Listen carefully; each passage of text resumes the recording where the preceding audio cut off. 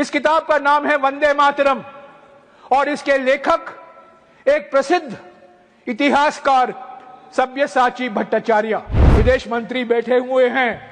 सब्यसाची भट्टाचार्य उसी विश्वविद्यालय में प्रोफेसर थे जिस विश्वविद्यालय में हमारे ज्ञानी वित्त मंत्री, हमारे ज्ञानी विदेश मंत्री और हमारे जेडीयू के नेता संजय झा पढ़े थे। सब्यसाची भट्टाचार्य टू हैंडेड इतिहास थे। वो लेफ्ट के नहीं थे, राइट के नहीं थे, वो एक सचमुच बुद्धिजीवी थे। मेरा जो मैं कह रहा हूं उस पर विश्वास मत रखें, पर ये जो प्रोफेसर कहते हैं जिन्होंने हमारे विदेश मंत्री को इतिहास पढ़ाया है, हालांकि आज वो इतिहास ये भूल गए हैं। सर, पहली बात तो ये किताब है। ये किताब 2003 में छपा था।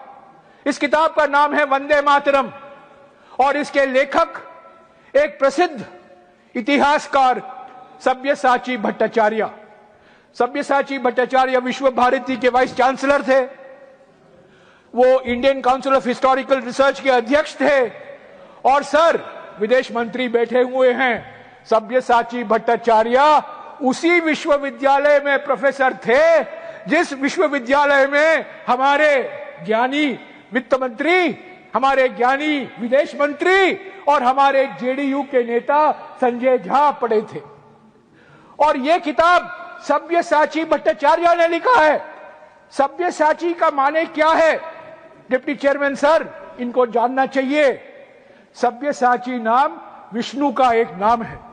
विष्णु सहस्त्र नामम में आता है।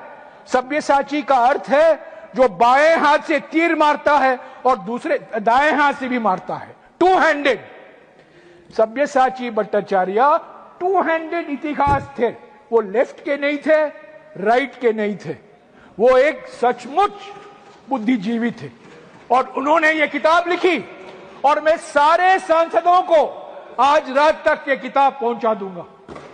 ये 150 पेज का किताब है, पढ़िए इसका इतिहास क्या है। सब्यसाची भट्टाचार्य लिखते हैं कि 1875 में पहला वंदे मातरम लिखा गया। उसके बाद में जब आनंद मठ प्रकाशित हुआ 1882 में, उसमें और पंक्तियां जोड़ी गई, और पंक्तियां जोड़ी गई। यानी कि 1875 में एक वंदे मातरम था और 1882 में उसको और ज्यादा बड़ा किया गया। तो ये सब्यसाची भट्टाचार्य किताब में बहुत सारी चीज है इतिहास को लेकर।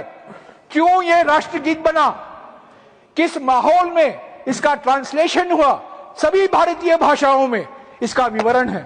सो मैं गुजारिश करूंगा डिप्टी चेयरमैन सर, सभी सदस्य इसको पढ़ें। मेरा जो मैं कह रहा हूं उस पर विश्वास मत रखें, पर ये जो प्रोफेसर कहते हैं जिन्होंने हमारे विदेश मंत्री को इतिहास पढ़ाया है, हालांकि आज वो इतिहास ये भूल गए हैं, वित्त मंत्री को पढ़ाया है, हमारे जेडीयू के अध्यक्ष को पढ़ाया है, उसी अध्यापक की एक किताब पढ़िए।